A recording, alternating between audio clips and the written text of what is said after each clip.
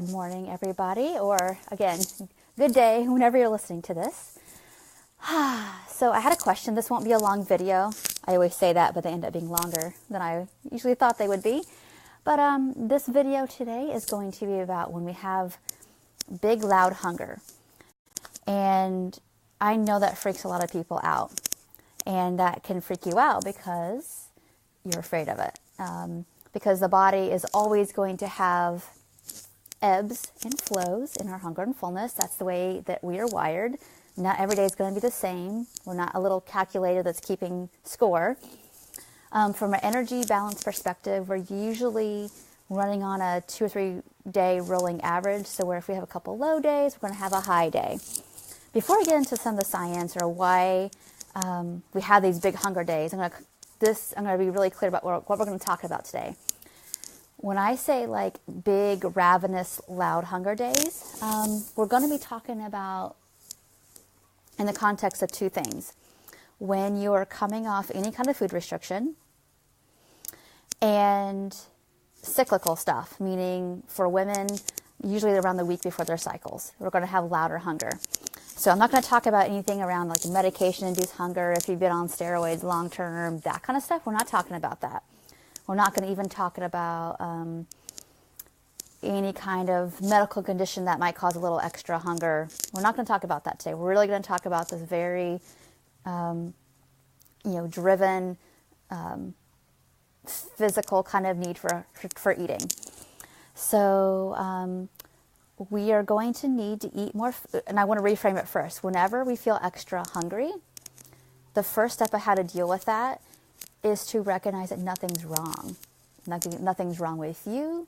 You're not needing too much, and nothing's wrong with your body.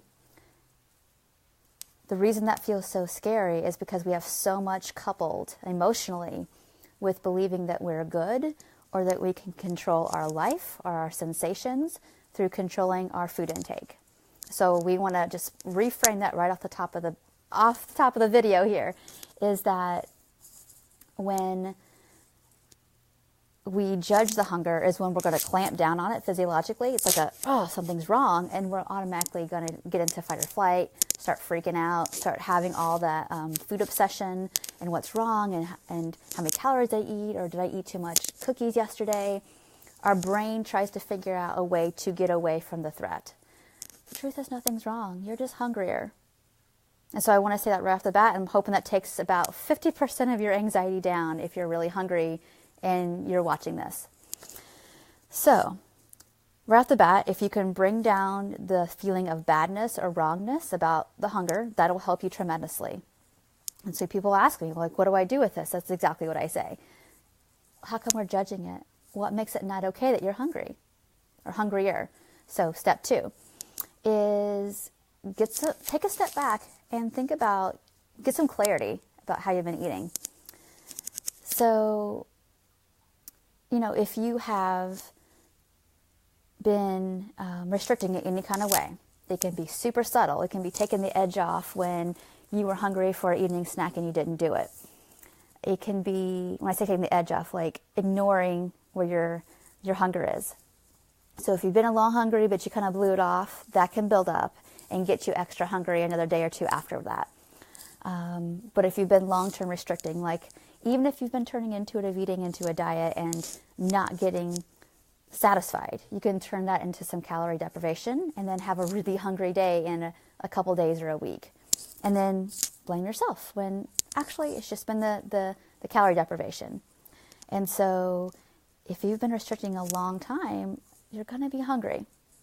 Okay, kind of a really ravenous hunger number 2. Is if you're in legitimate refeeding from, let's say, anorexia or any kind of eating disorder that has been really restrictive and your metabolism has been real low, you're going to go through these periods of time where you're just like, let's say that you're taking the risk, and God bless you if you're on that track, please don't stop, even though you're going to have periods of feeling like I can't eat another bite or I'm so starving, what's wrong with me? That's going to happen. Your body is adjusting metabolically to how much you're eating. So if you're eating more food and you've really upped it, you're going to go through periods of time where, honestly, 1 week, or 2 weeks in a row, you're really stuffed, let's say from how much you're eating, and then the next week you're so hungry, it's like you're hungry an hour after your meal. There's nothing wrong. Doesn't mean anything's wrong with your body. It just means that you legitimately need to honor that and eat. And the habit we have in this restriction-based culture is like, something's wrong, I'll wait it out and see if I'm hungry. I understand if you come from a background of binge eating, you'd want to do that. And just like, okay, what's going on here? Let's see what this is. If you've had any kind of dieting or restricting, don't hesitate. Eat a bite and see what happens. Okay? Again, that's not talking about emotional eating or binge eating. This is about physiologic. Eat a couple bites and see where you stand. And so if you're really ravenously hungry and you're in refeeding, you need to eat more. It's not going to go away. You can't wait it out. You're going to need to do that.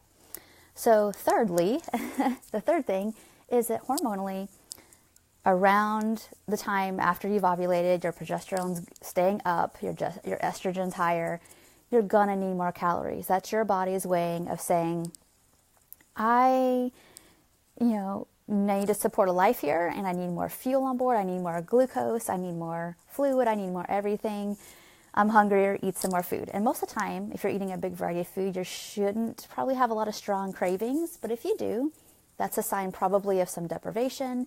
Could be a sign of some mineral deficiency that you might need to talk to somebody about or whatever. I wouldn't necessarily go doing a lot of self-prescribing, but you might want to look into, like, I'm really just craving blah, blah, blah. Let's say it's chocolate. Sometimes it's just a need for more fat and sugar. And if you did that, you'd be fine. Sometimes you've eaten more fat and sugar and you're still craving a lot of chocolate. Maybe you're a little magnesium deficient. And that's really hard to catch on lab work.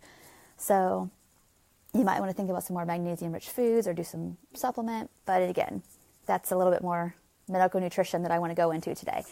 But anyway, acknowledge and honor that you're going to need more calories. You're going to need like a small meal amount, whatever. Again, that's very subjective, but you're going to need more food. And there's nothing wrong. And when your body doesn't need that, it will let you know. And you won't feel as interested in food. So this question is to all this. Hopefully this gives you a little bit of what to do, which means basically allow it. If you're having a really hard time allowing the increased eating, I want to ask you, how come? Like, what is it you think is going to happen? If you say weight gain, then what's going to happen if you gain weight? What's going to happen?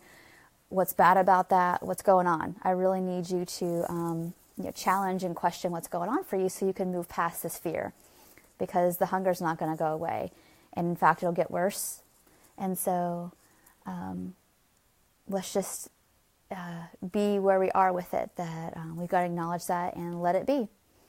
All right, I hope this was helpful. I had some people ask me that question, so if you have more questions, leave the comments below. I appreciate everybody who's watching. If you think this was awesome, it was helpful, please share it with people that you think would benefit.